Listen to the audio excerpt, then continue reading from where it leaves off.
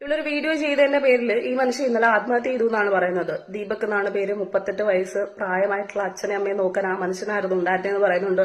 Salesman ആയിട്ട് ജോലി ചെയ്തിരുന്നതാന്ന് പറയുന്നത് കേൾക്കുന്നുണ്ട്.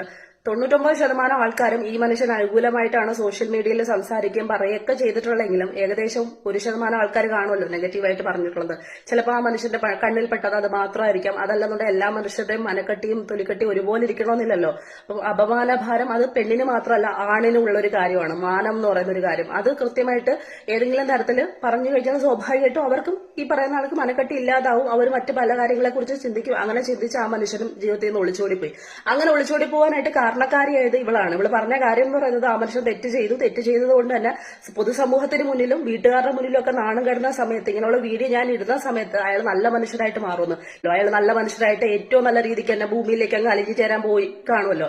നിന്നെപ്പോലുള്ളവർക്ക് ഈ പറയുന്ന കണക്ക് ആണും പെണ്ണിനും ഇടയിലും നല്ലതും ചീത്തയുള്ളൊരു കാര്യമാണ്. നിങ്ങൾക്കൊക്കെ അത്രയും പ്രശ്നമുള്ളതാണ്. തട്ടിമുട്ടിയൊക്കെ പോകാൻ പറ്റില്ല. ബസ്സാണെങ്കിൽ അങ്ങനെ പോകത്തുള്ളൂ. അപ്പൊ സ്വാഭാവികമായിട്ടും അങ്ങനെ ഉരുക്കമല്ലോ ആണെന്നുണ്ടെങ്കിൽ ചെമ്പിന്റെയും ഇരുമ്പിന്റെ ഒക്കെ ചേർന്നിട്ടുള്ള ഉടയാടകളുണ്ടല്ലോ അത് തയ്യാറാക്കി പ്രത്യേകമായിട്ട് പണി ചെയ്ത് ഇട്ടുകൊണ്ട് കയറുക. അതല്ലെന്നുണ്ടെങ്കിൽ കയറുമ്പോഴേ പറയാം ഞാൻ ഇരിക്കുന്ന സീറ്റിന്റെ സൈഡിലോട്ട് പോലും ആണുങ്ങൾ വരാൻ പാടില്ലെന്ന് പറയാം.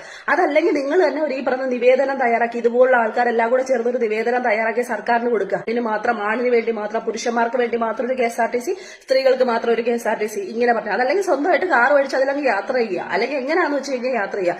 അല്ലാതെ ഇതുപോലുള്ള അവളുമാരെ പേടിച്ചുകൊണ്ട് പുരുഷന്മാർക്കൊന്നും പുറത്തിറങ്ങാൻ പറ്റില്ല എന്ന് വെച്ച് കഴിഞ്ഞാൽ അത് വല്ലാത്തൊരു കഷ്ടമാണ്. ഒരു ഫോൺ ഉണ്ടെന്ന് പറഞ്ഞുകൊണ്ട് ഏത് കൂത്താട്ടോളത്തിലും കൊണ്ടുവച്ചിട്ട് വീഡിയോ എടുത്തു വെച്ചിട്ട് നീയൊക്കെ പറയുന്ന തോന്നിവാസങ്ങൾ കേൾക്കുന്ന സമയത്ത് സ്വാഭാവികമായിട്ടും ഇതിന്റെ പേരിൽ നശിച്ചുകൊണ്ടിരിക്കുന്നത് നല്ലത് പറയുന്ന സ്ത്രീകൾക്ക് കൂടിയാണ് അപമര്യാദയായിട്ട് അല്ലെങ്കിൽ പെരുമാറിൽ അനുഭവപ്പെടേണ്ടി വരുന്നത്. കാരണം ഇനി ഒരു സ്ത്രീ സത്യം എന്ന് പറഞ്ഞു കഴിഞ്ഞാൽ നിന്നെപ്പോലുള്ള കാര്യങ്ങൾ ഇതുപോലെ ഒരു മനുഷ്യനെ മരണത്തിൽ കൊണ്ടെത്തിക്കുന്ന സമയത്ത് ആ സ്ത്രീയെ ആരും പൊതുസമൂഹം വിശ്വസിക്കാതിരിക്കുന്ന അവസ്ഥയിലേക്ക് വരും. എന്ത് സുഖമാണ് നിനക്കൊക്കെ കിട്ടുന്നതെന്ന് പറയുന്നത്.